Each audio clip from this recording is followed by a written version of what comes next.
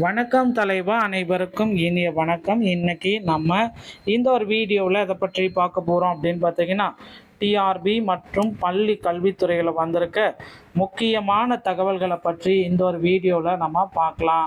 மக்களை, நீங்கள் நம்முடைய சேனலில் முதல் முறையாக பார்க்குறீங்க அப்படின்னா சப்ஸ்கிரைப் அண்ட் பெல்லை கிளிக் பண்ணி வச்சுக்கோங்க. வாங்க இந்த ஒரு வீடியோக்குள்ளே போகலாம். ஸோ ஆசிரியர் தேர்வு வாரியத்தில் நடந்திருக்க மிக முக்கியமான செய்திகள்.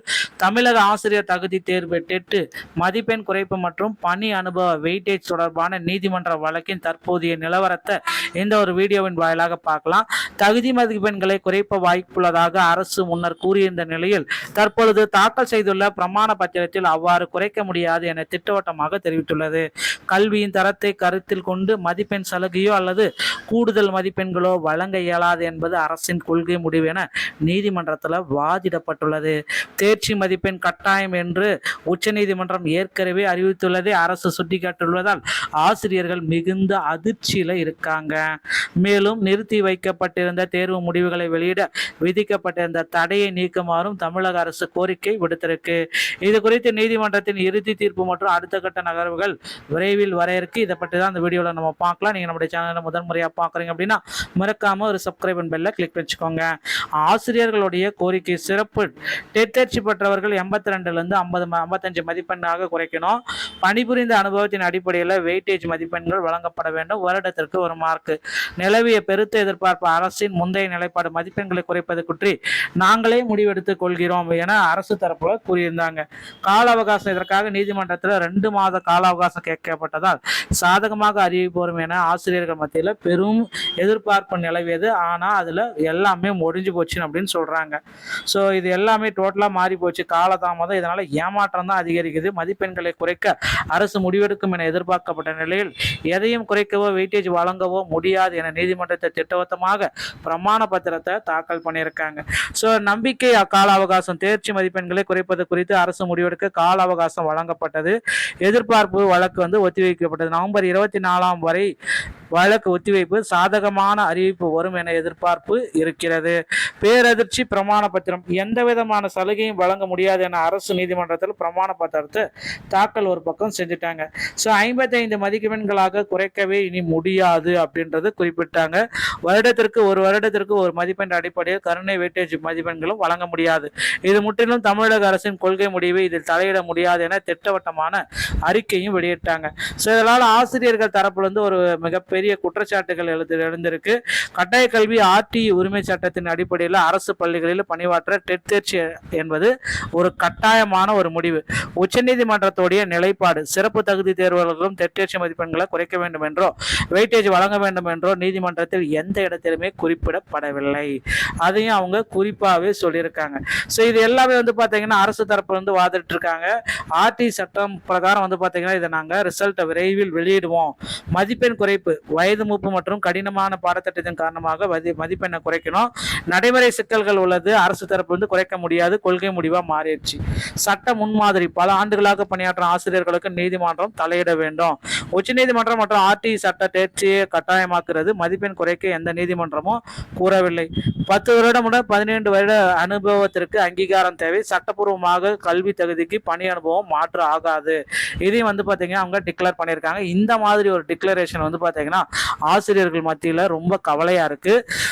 கற்பிக்கும் ஆசிரியருக்கு 50% மதிப்பெண் இல்லை என்றால் மாணவர்களுக்கு வழங்கப்படும் கல்வியின் தரம் எஜுகேஷன் கடுமையாக பாதிக்கப்படும்.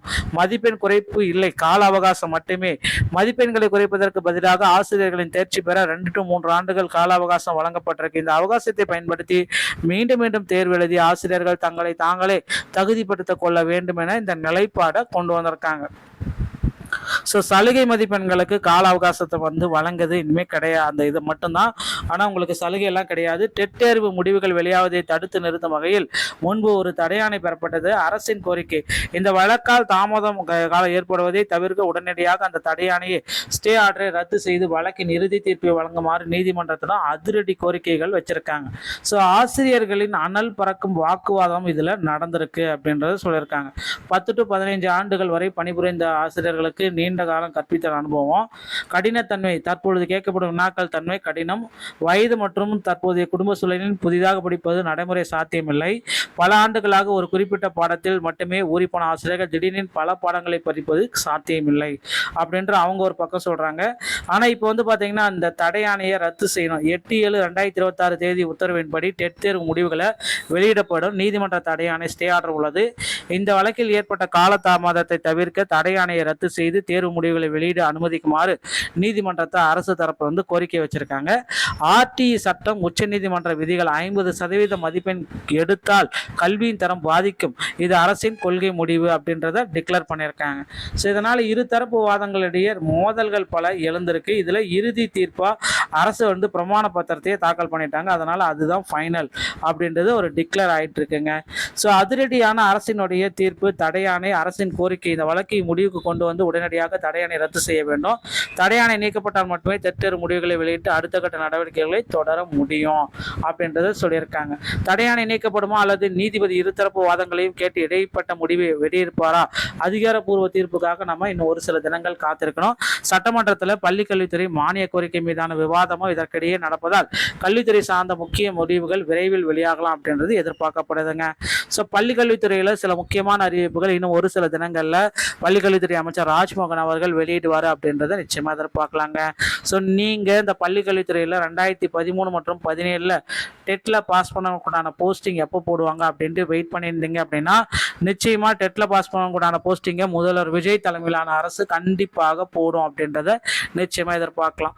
ஸோ பள்ளி கல்வித்துறையில் சில முக்கியமான மாற்றங்கள் வர காத்துக்கிட்டு இருக்கு. நீங்கள் அதுக்காக உங்களை தயார்படுத்திக்கோங்க. யூஜிடிஆர்பி பிஜிடிஆர்பியோடைய தேர்வு தேதிகளை விரைவில் அறிவிக்க போகிறாங்க. அதற்கான நோட்டிஃபிகேஷன் டிஆர்பியோடைய 2027 ஆனுவல் பிளானர் இப்படி அனைத்துமே ஆசிரியர் தரப்பிலிருந்து எதிர்பாராத விதமாக ரெடி ஆகிட்டு இருக்குங்க. ஸோ ரெடி ஆகிக்கோங்க மக்களே. அடுத்தடுத்த தேர்வுகளுக்கு உண்டான அறிவிப்பு விரைவில் வரலாம். இந்த மாதிரி தகவல்களை நீங்கள் உடனுக்குடன் பெறணும் அப்படின்னு நீங்கள் நினைச்சிங்க அப்படின்னா நீங்கள் நம்முடைய சேனலில் ஒரு சப்ஸ்கிரைப் அண்ட் பெல்லை கிளிக் பண்ணி வச்சுக்கோங்க. மீண்டும் ஒரு நல்ல தகவலோட நான் உங்களை சந்திக்கிறேன். நன்றி, வணக்கம், தேங்க்யூ.